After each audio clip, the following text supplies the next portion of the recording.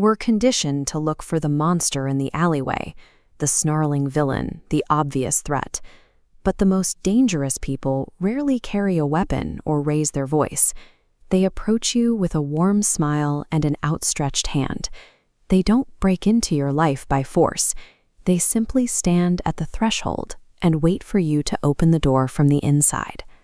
Politeness, trust, and empathy are default settings for social interaction. While essential, they provide a predictable sequence to bypass internal defenses.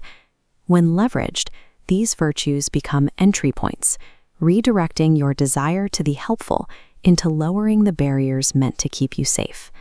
Understanding these specific patterns is the only way to recognize when your human instincts are being repurposed as obstacles to your own safety. From childhood, we are taught to value social harmony over personal discomfort.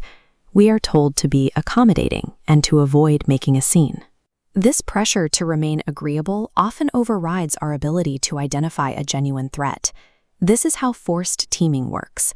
By using plural pronouns like we and our, a stranger can manufacture an immediate, unearned sense of shared purpose. You find yourself complying because correcting the phrasing feels disproportionately aggressive. Then there is the use of charm. While kindness is a quiet reflection of character, charm is a tool used with a specific goal in mind.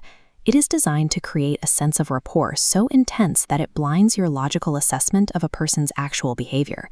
This process mutes your intuition. As your brain tries to process a gut instinct alert, the manipulator floods you with too much information, unprompted backstories, and defensive promises. This flood of data prevents the warning signal from reaching your conscious mind. They rely on the fact that most people find it physically difficult to be rude, using that social hesitation to prevent you from walking away. The drive to repay a favor is a biological survival mechanic that predates modern etiquette. For thousands of years, the exchange of help was the only thing keeping the tribe alive. This is the foundation of loan sharking. A manipulator forces unexpected help or an unasked-for gift onto you, specifically so they can establish a psychological debt before you even realize you're in a transaction. This psychological ledger triggers an intense internal pressure to restore the balance. We are biologically programmed to feel uneasy when we owe someone, and a manipulator uses that discomfort to extract a much larger return later on. An unasked-for favor from a toxic person isn't an act of kindness. It is an invisible contract designed to make saying no feel like a violation of your own nature.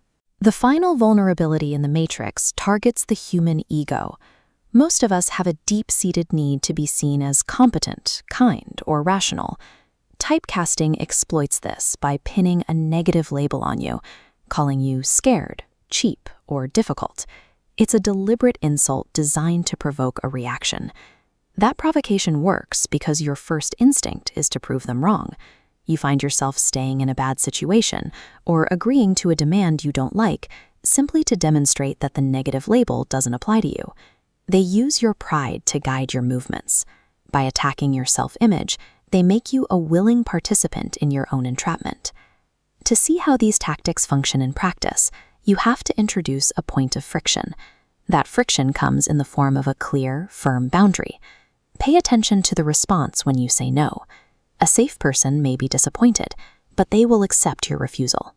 A manipulator will immediately attempt to negotiate, guilt trip, or ignore the boundary entirely. This reaction reveals the motive behind their previous behavior. It demonstrates that their primary goal is maintaining control, rather than respecting your autonomy. No is a complete sentence. If the simple act of setting a boundary causes a person to escalate their pressure, you are looking at someone who has already decided your needs are secondary to theirs. When dealing with a persistent or toxic individual, the only effective defense is the silence rule. This loop shows how any response functions as reinforcement.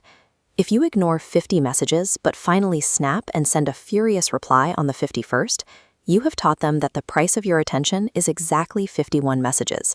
To them, your anger is a reward. Total silence starves the cycle. By providing no behavioral data and no reaction, you remove the fuel they need to calibrate their next move. We often feel a social obligation to be polite, even when our instincts are screaming at us to leave. But your protective intuition is older and more reliable than any modern social rule. If a situation feels wrong, You don't owe anyone an explanation for walking away. Trust the signal. Stay smart, stay safe, and above all, stay vigilant.